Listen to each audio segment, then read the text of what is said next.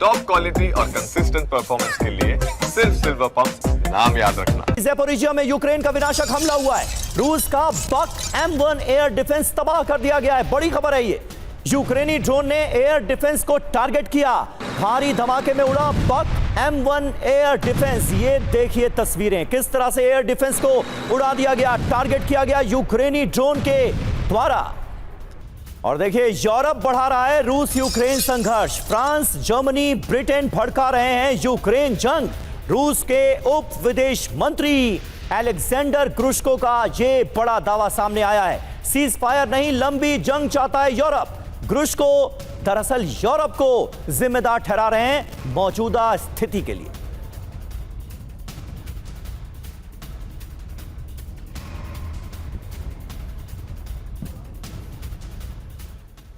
तो ये बात तो इससे पहले भी कई बार कई प्लेटफॉर्म पर कही जा चुकी है कि यूरोप चाहता है लंबी जंग। रूस ने इसे लेकर अब दावा किया है। रूस यूक्रेन संघर्ष को बढ़ाने में लगा हुआ है यूरोप।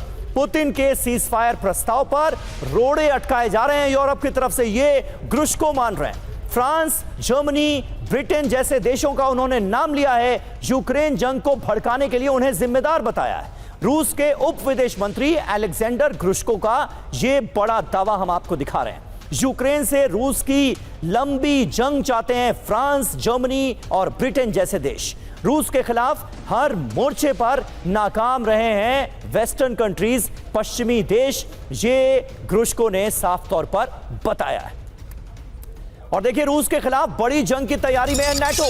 रूसी बॉर्डर के नजदीक नाटो का बड़ा सैन्य अभ्यास लिथुआनिया में जारी है। थंडर फोर्ट्रेस एक्सरसाइज, एयरक्राफ्ट और टैंक एक्सरसाइज से रूस को दरअसल वार्निंग दी जा रही है। ईस्टर्न फ्लैंक पर 8000 सैनिकों ने दिखाई है एक साथ अपनी ताकत। और लिथुआनिया में नाटो एक्सरसाइज से भड़का रूस। नाटो को रूस की बड़ी चेतावनी, रूस के खिलाफ मानेंगे नाटो अभ्यास, ये कहा गया है रूस की तरफ से। क्षेत्र में संघर्ष बढ़ाने की ये नाटो की कोशिश है।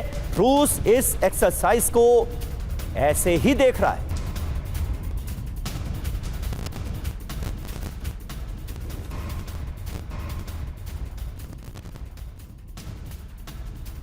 और देखिए नाटो से जंग की बहुत बड़ी तैयारी में है रशिया। फिनलैंड बॉर्डर से सिर्फ 35 मील दूर रूसी सेना है। बॉर्डर पर मिलिट्री, हेलीकॉप्टर और सैनिकों की बड़ी तैनाती कर दी गई है। कुछ सैटेलाइट पिक्चर्स सामने आई हैं। सैटेलाइट तस्वीरों से रूसी डिप्लॉयमेंट को लेकर यह खुलासा हुआ है। ब्रिटिश मीडिया द सन का इसे लेकर बड़ा दावा सामने आया।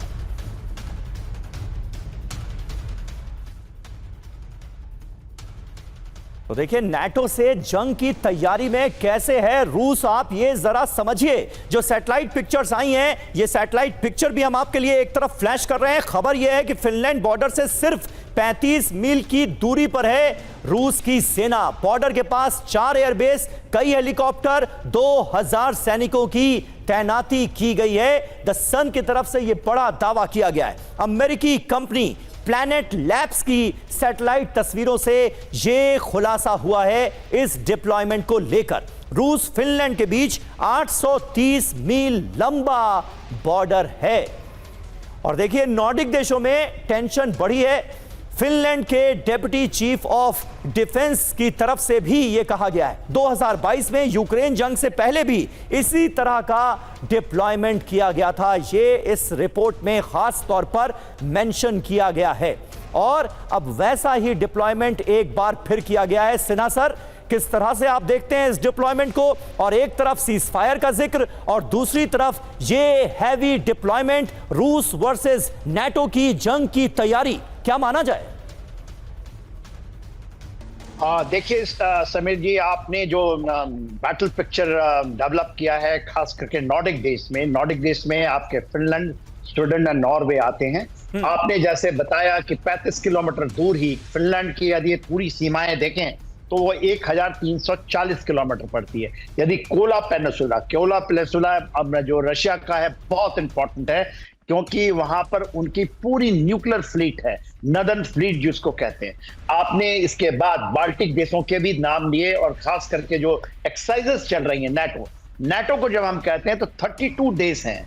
लिथुआनिया में इतना बड़ा, और इसमें एस्टोनिया भी है, अभी तो लिथुआनिया में चल रहा है। यदि लिथुआनिया की बात कर लें तो वहां पर आप अभी जर्मन की एक ब्रिगेड डिप्लॉयड या परमानेंट डिप्लॉयमेंट किया है जर्मनी ने, खास करके कैलिनग्राड के जब आप इसको लेते हैं तो देखिए चीजें ऐसी नहीं है, क्योंकि मैं ये बार बार मानता हूं these are the frozen conflicts.